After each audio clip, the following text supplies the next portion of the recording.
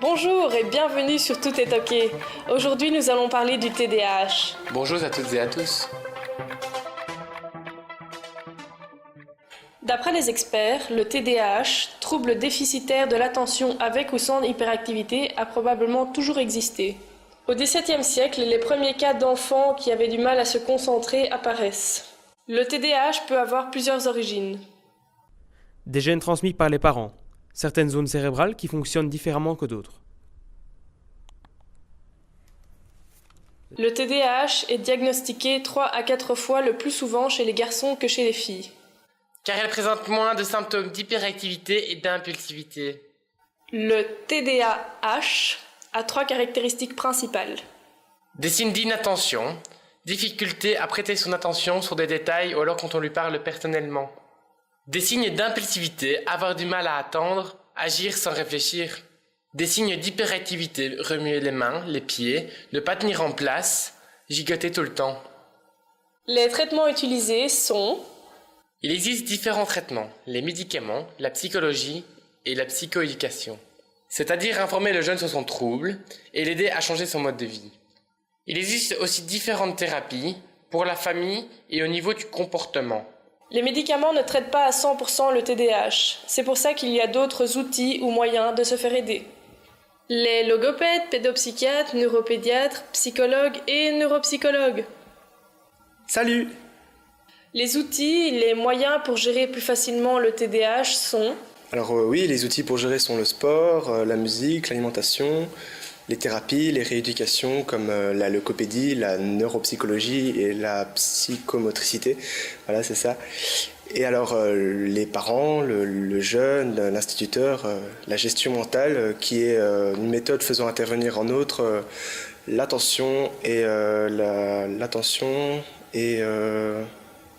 mémoire, c'est ça. Et alors l'orthopédagogie qui permet de mieux s'organiser, de mieux gérer son temps et de mieux se mobiliser pour une meilleure réussite scolaire. Voilà. Il existe différents effets secondaires. Oui, il existe différents troubles, comme déjà les troubles de l'apprentissage, comme la dyscalculie, la dyslexie. Après, il y a aussi les troubles de l'humeur, comme par exemple être anxieux, être dépressif.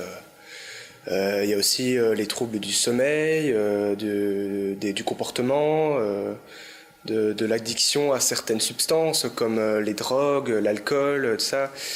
Et après, il y a d'autres troubles comme les tics, qui sont des gestes dont la personne ayant cela n'a absolument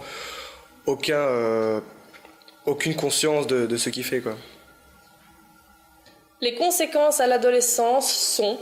Les conséquences du TDAH à l'adolescence sont les difficultés scolaires. Au niveau du comportement, une perte de motivation, problèmes avec les copains et les copines, avec les parents, avec l'autorité. Et une mauvaise perception du danger. Donc il existe un lien entre le TDAH et les fonctions exécutives. La fonction exécutive joue 2 rôles importants. En cas de trouble de la fonction exécutive, la personne éprouve souvent des difficultés à s'organiser, à se concentrer et à s'adapter avec souplesse à un contexte ou une situation. De nombreux chercheurs ont constaté que la fonction exécutive et les troubles du TDAH sont liés. Même les stars sont atteintes de TDAH. Ah oui, il y a beaucoup de stars qui sont atteintes, comme Gaston Lagaffe, Avril Lavigne, Will Smith. Et si je me souviens bien, il y a aussi Emma Watson. Voilà.